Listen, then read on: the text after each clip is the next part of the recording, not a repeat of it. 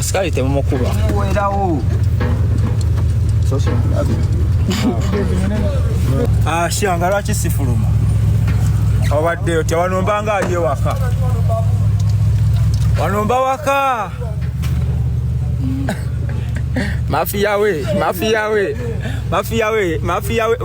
Ate kibanda kompisizaako wano ewaka ate gwasinga.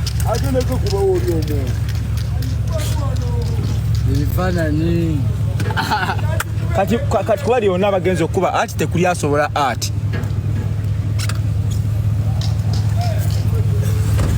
Ebino ebyana bannaye. Gamba naawe.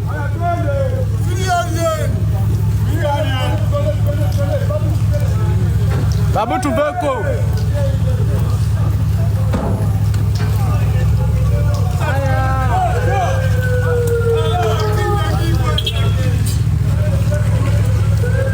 Ndikuyeko fango. Ndeki fango. Bitadeo fango.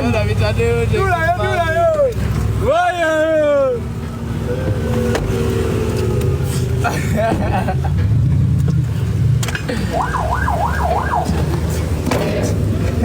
This is agitated. Nabagambye mutubeke tugende waka. They must to be. We don't want to be. Yes, but mwagala nnyo. Nemwana tukwekwegase. We love you so much. Tukwekwegase ku fopo. Aya. Come on.